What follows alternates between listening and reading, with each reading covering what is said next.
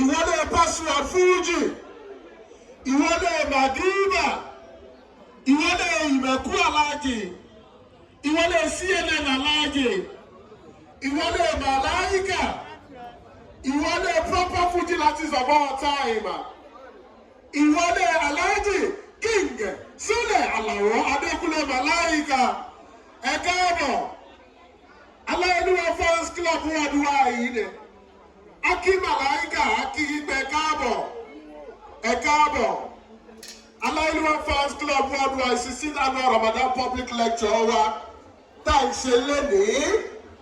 Aki Sẹ́ríkì Fújì gangan bọ́dẹ̀ ṣe ń wọlé yẹn náà lọ kí gbogbo àwọn olólùfẹ́ wọn lórí ìjókòó. Madiba ẹ máa wọlé sà máa wọlé. Ohun yẹn ni ẹ máa wọlé. Aláyélúwà máa wọlé. Akíyín ẹ ṣé sà gbogbo àdúrà tí àwọn àfáà wa ṣe fún wa àdúrà ọpẹ́ ìdúpẹ́ fọ́lọ́run ìmọ̀ọ́re tí oríire dáadáa níwájú lágbára Ọlọ́run á jẹ́ kẹ́ ẹ pẹ́ fún ọyàn àfáà nǹkan kan ò ní ṣe yín lórí abala nídìí láti fi àkókò kankan ṣòfò mọ́ bí ó ṣe yí pé ká máa mú gbogbo ẹ̀ kúrò mẹ́ tómú. Àwọn olórin ẹ̀sìn Islam wà láàrin wa ń bí àwọn tá a bá lè pè láti fi orin ẹ̀sìn dá wa lárayá fún ìṣẹ́jú díẹ̀ ìwọ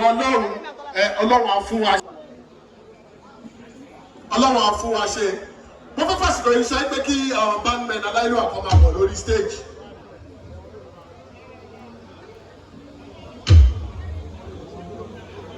Ẹ jẹ́ kí àwọn bandmen máa bọ̀ lórí stage. Alhaji Saheed Aboku, Ìbà Ọpẹ́yẹmí, Saheed Aboku, aláṣẹ Saba Properties ní Opic bus stop ní number 22 Channels Road ní Ìṣẹ́rí ìlú Ìṣẹ́rí ibẹ̀ lọ́wọ́ tí wọ́n ti ń ralẹ̀ tó ń talẹ̀ tó ń ralé tó ń talé tó tún bẹ́yàn kọ́lé. Irú ilẹ̀ wo ló fẹ́ rà ìlúkìlú tó ò bá wà yálà Èkó ni àbí òkè ìṣèkó àbí ìlú òyìnbó ẹ kàn sí. Mo tún fi àsìkò yìí náà tún kí ọ̀gá mi bàbá mi dáadáa Honorable Wasiu Akíṣemáyì Honorable Wasiu Akíṣemáyì aláṣẹ WASMD Nigeria Limited incoming chairman etí ọ̀sà pátápátá ìpè ẹ̀kú ìjókòó authentic chairman yẹn tá à ń retí lágbára Ọlọ́run ó máa bọ́ sí múmúṣẹ MC Gaji brother mi mo kí ẹ káàbọ̀ sáàárín wa. Bẹ́ẹ̀ náà mo tún fi àsìkò yìí náà tún kí ìwọlé Alhaji Abdulhakeem ọmọ alájà Ibà Mistura ẹ káàbọ̀ sáàrin wa ẹ káàbọ̀ sí àárín wa akíyí àwọn ẹni tó ẹnjìníà tó wà ní chájì fáànù yìí kó yọjú sí wa àwọn fáànù kan ò ṣiṣẹ́ ọmọ alájà mo kí yín sà àti ẹ̀yin pẹ̀lú gbogbo àwọn ọ̀rẹ́ yín tí ẹjọ́ wọlé mo kí yín ẹ káàbọ̀ sí àárín wa gbogbo Achievers Club pátápátá lẹ́mùkòkò Achievers Club àwọn tó máa lájà Achievers Club Brothers of Nigeria Ọládébọ̀ aka Ọ̀kadìgbò tó jẹ́ Vice President Comrade Fatai ọjọ́ Deputy Comrade Níyì Ọlábọ̀dé Ọ̀kadìgbò MBI Bello Quadri Comrade Ọlá tí wọ́n jẹ́ treasurer ẹgbẹ́ Achievers Brothers Club of Nigeria Honorable Simo Comrade Wale Koko àti Comrade Àjànàkú gbogbo ẹgbẹ́ Achievers Màláìkà ní kí n máa dúpẹ́ lọ́wọ́ yìí pé ẹ ṣé o tí ẹ gbọ́ tẹ̀ ẹ wá. Bẹ́ẹ̀ náà Alhaji Badmus mo kí yín lẹ́ẹ̀kan sí gbogbo Òṣogbo Àgbókòmáṣọ́ gbogbo rẹ̀ papọ̀. Òṣogbo mo tún fi àsìkò yìí náà tún dúpẹ́ lọ́wọ́ gbogbo àwọn àfa àwọn gbogbo àlùhùn náà máa wọ́n sọ́tẹ̀ àmìyá lórí àdúrà tẹ̀tẹ̀ fún wa. Alhaji Kingston Àlàwọ̀ Adékúnlé Màláìkà Sẹ́ríkì Fújì Pásọ̀ Fújì Aláyélúwà akíyín lẹ́ẹ̀kan sí ẹ kú ìjókòó. Bàbá ń ṣèlú fún olójúlógún ní ìgbógun tí ó máa ń gbà àti orí. Akíkùn ọmọ àlákà ẹ ṣe o.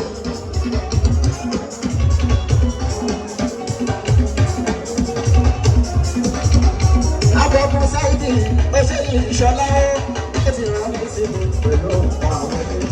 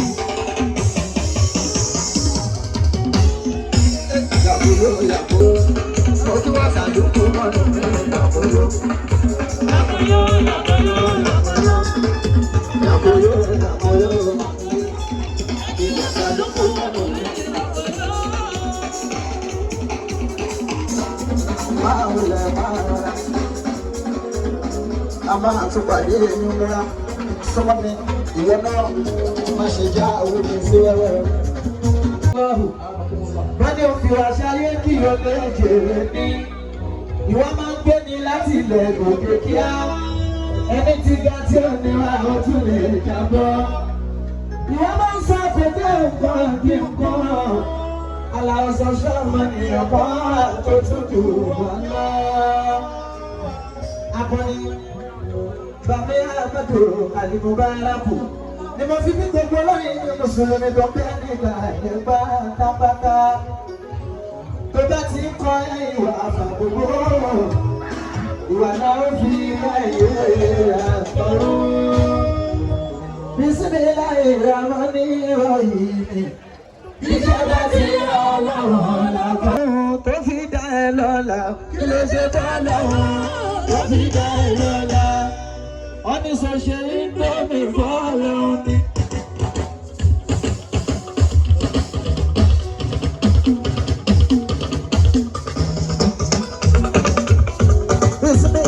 Bismillahirrahmanirrahim. Àbọ̀bọ̀ kí. Ọba àjẹkí mo lọ́rùn àti ìrò. Àṣẹ̀dá ayé kan lọ́rọ̀ àbọ̀bọ̀ kí. Ọ̀gá Fẹ́mi Adébáyọ̀. Sí Elédùmarè tí ló ní ìyá aláwọ̀ àkíná. Kábíyèsí Elédùmarè àkíná. Mo fọ́ bàálù lọ ní mo fi kọ́ máa Àwùjọ àgbàdo lórí tó bàyà yìí. Àgbàdo ti dé olórí àgbàdo. Àwùjọ àgbàdo lórí tó bàyà yìí. Àgbàdo ti dé olórí àgbàdo. Àlàdá jáṣẹ́ náà àmọ́dá ti dá mi. Àlàdá jáṣẹ́ náà àmọ́dá ti dá mi. Àwùjọ àgbà ọlọ́run àtúbọ̀ fi mọ̀ sí èrè àṣà látù èrè oya.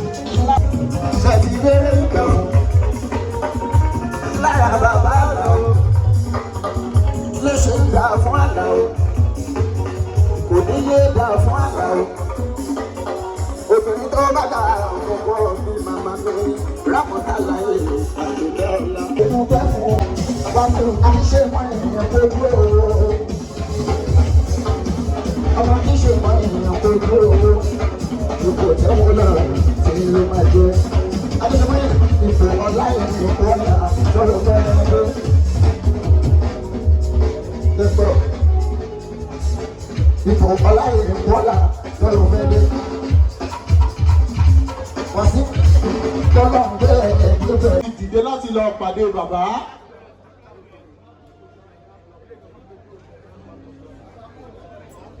Ẹ máa wọlé sà. Ẹ káàbọ̀ sà. Gbogbo àwọn àfáà pátápátá náà lọ dìde láti wá pàdé bàbá. Gbogbo àwọn àfáà lọ́tẹ̀. Tí bàbá bá ti kí àwọn àfáà tán pẹ̀lú àwọn àlejò ẹjọ́, ẹ jẹ́ kí wọ́n máa bọ̀ wá sí àyè wọn bí ayé wọn rèé.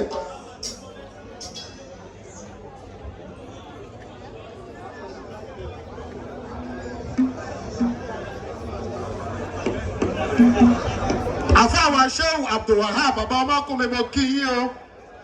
Ẹ bá ń tọ́jú mínísítà. Ẹ bá ń tọ́jú àfáà mínísítà.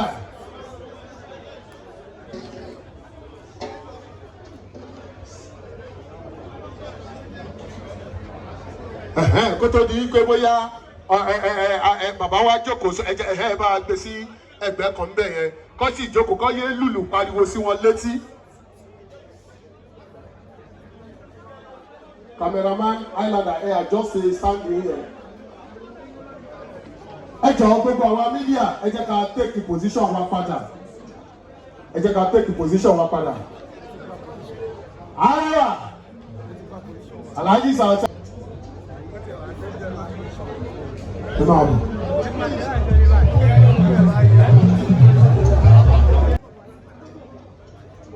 Sauti, over to you, sir.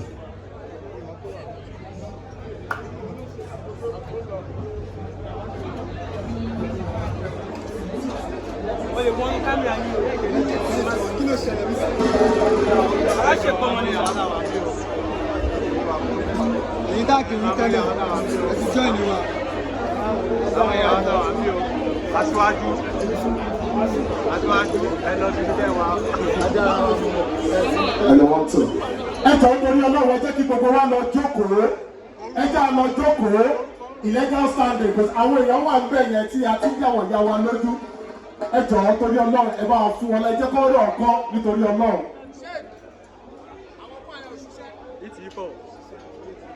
Lórúkọ Ọlọ́run tó lè ní Ó máa ń mú fúlájì. ni wọ́n fi bẹ̀rẹ̀ ìlú. Kọ́lá mú kíkù ẹ̀. Ṣọwọ́ aláwùbá àtàbá mi.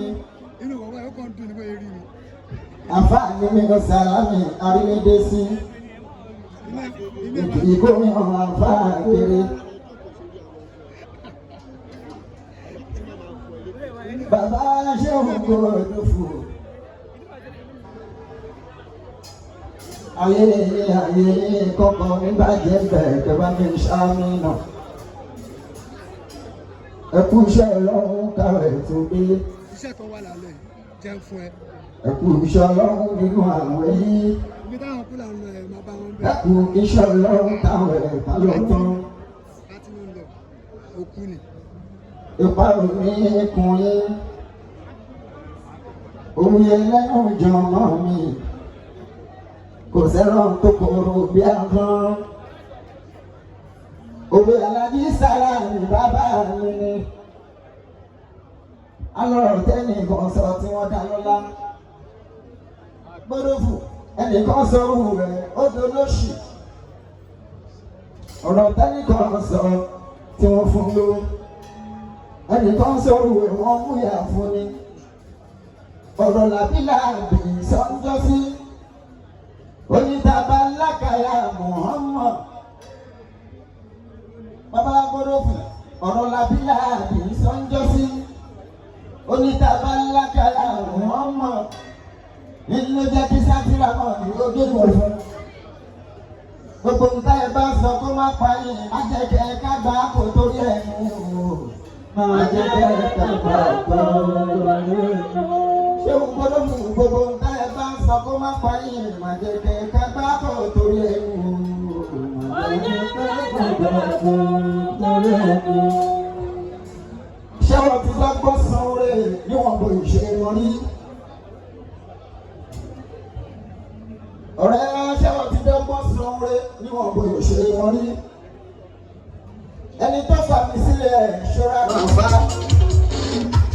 Mo ti omi ṣe wá sí. Aláyọ̀dé aláyọ̀.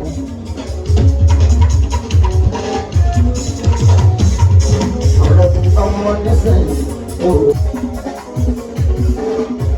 Láláyọ̀dé wọlé o. Mo ní mo ti fomi ṣe wá sí wípé ká mú rí. Tí bá bá owó kò láyé ìdí nínú rárá. Tẹ́sí ṣe ìrànmájá lẹ́yọ̀ owó. 16. Ọjọ́ kò kí tó ti pẹ́ ní sábò. Kò ṣe sọ sínú rẹ́kọ̀dù orin. 16. Aláwọ̀ nínú wọn lónìí. Bàtà ẹni tó máa ń kọ̀ fún yìí. Tó bá ní ẹ̀fín. Torí bọ́lá tẹ̀lá ọ̀pọ̀ lórí nínú ẹ̀.